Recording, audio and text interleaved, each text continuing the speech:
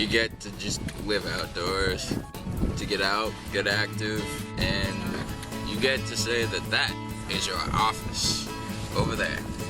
Fast Adam. Yeah. Conservation work is awesome. The whole thing's a learning experience, and it's pretty awesome so far. All you have to do is sacrifice yourself a little bit, for good cause at least. Well, I definitely have gained a lot of great people in my life. This job will definitely make me more physically fit, you know. And more comfortability with responsibility. more mentally fit too. I think it gives individuals a real skill that they can take on and make a career out of it if they so choose.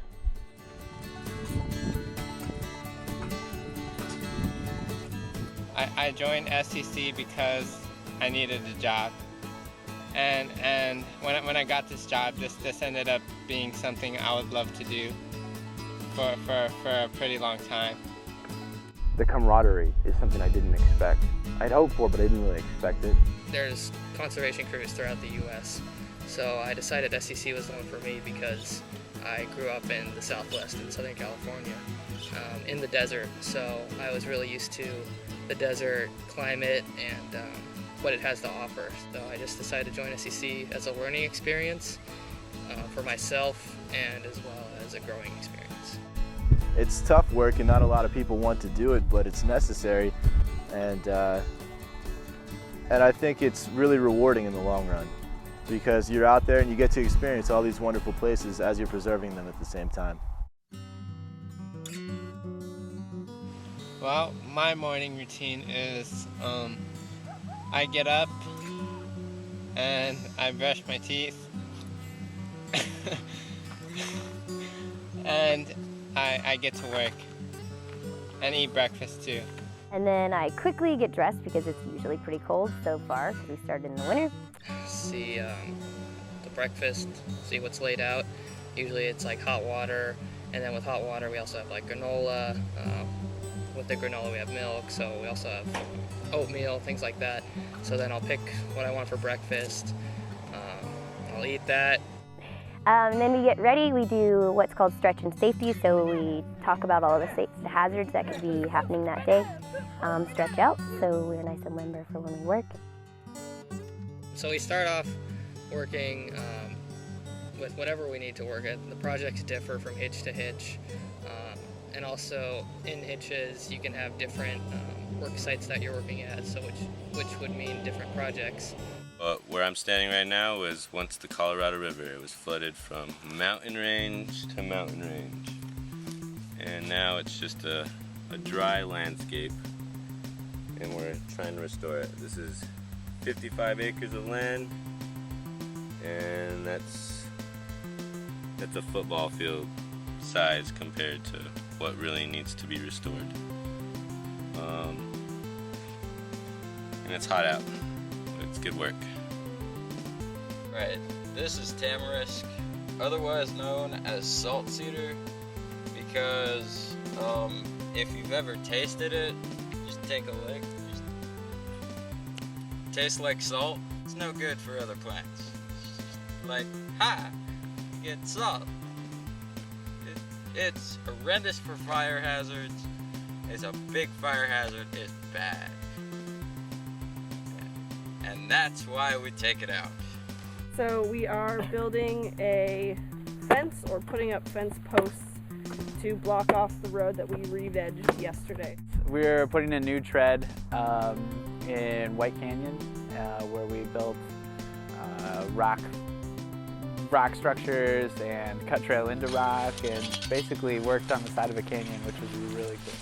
Most of what we've been doing has been ecosystem restoration. We've been clearing overpopulated forests.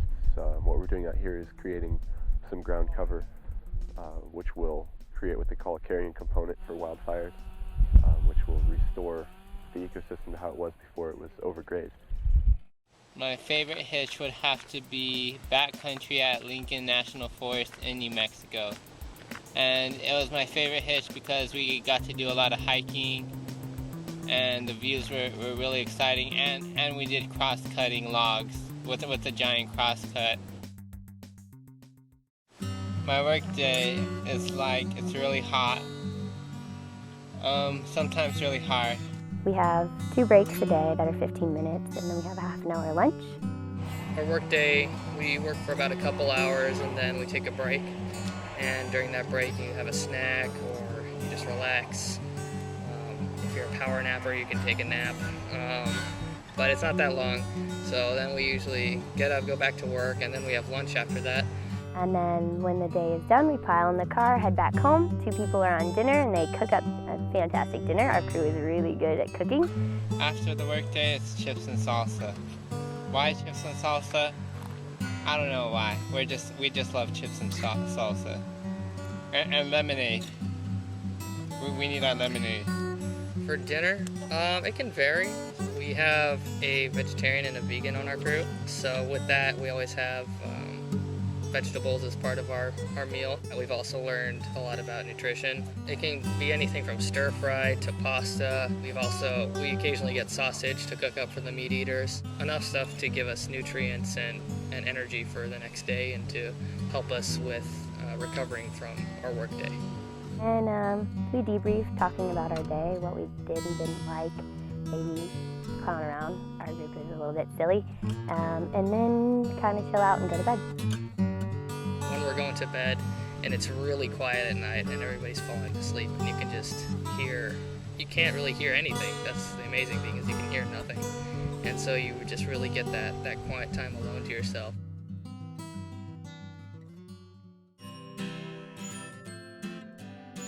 The Veterans Crew is a crew consisting of 6 veterans and our 2 crew leaders, and we're doing thinning and wildfire cutbacks.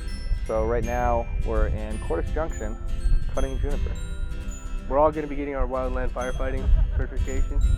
So my plan is to either go back home and do forestry or something in the fire department back there. The thing I really like about this crew is the way that we've meshed really well. Since we're all from a military background, we have something in common. Well, for the first 4 months, we are doing conservation projects throughout the Southwest with a crew of 6 of us and 2 leaders. And then in the summer, we'll be moving up to Durango, Colorado, and based out of there, and leading crews of middle school or high school students. And then in the fall, we find an internship anywhere we want pretty much, and get more experience through that. The Crew Leader Development Program is a program within SCC that allows a person such as myself to develop from a crew member into a crew leader. We start off as a crew member, then we turn into roving crew leaders.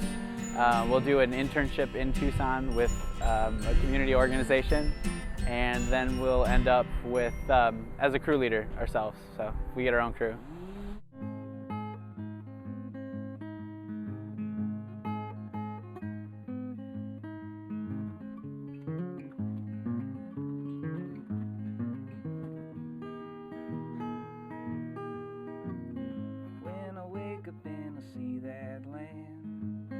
Where the pavement meets the desert sand, you will find me walking down that road. Learning to live and work outside, away from modern conveniences, running water, showers, cell phones, computers, all of that jazz. My endurance and the cold. Those are the biggest challenges so far. Camping 12 days at a time. And I guess what, like 24 days out of a month. That's a lot of times to just live in a tent.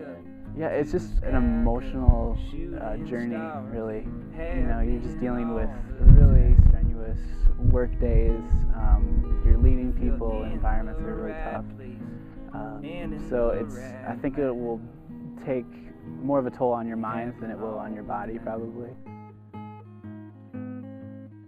I have gained some work knowledge and experience, and I will probably take back with me a lot of prickly pears from the desert because they're all over my clothes and I can't get them out. Just to sit around the fire with the guys after a hard day. It's really nice. We've been to so many different places. We've been to like California, Nevada, Arizona, all over the place. I think My favorite moments would come from just like having breaks in like these beautiful places where you're like working hard with a pick all day, and then it's like break time and you like look up and you're like, oh my gosh, like it's gorgeous. Like it prepared me well. It gave me a scholarship, and it made me be more responsible, I guess, because before I wasn't really responsible. And it showed me like how to do the basic stuff like grocery shop and stuff. I didn't know how to do that, how to cook for 8 people, and how to work with other people. Like it's not just about me, it's about like other people too. So you gotta put yourself in other people's shoes, and that's what I'm learning. There's a lot of work to be done, and not very many people who are doing it. So I feel connected to the work. I feel like we're doing something that's important for the environment. My old guitar playing our old tune, that light from way back when may still shine through. It's also given me motivation to do things, and also to see our projects come full circle and be completed is it's pretty empowering to see what we've been able to do.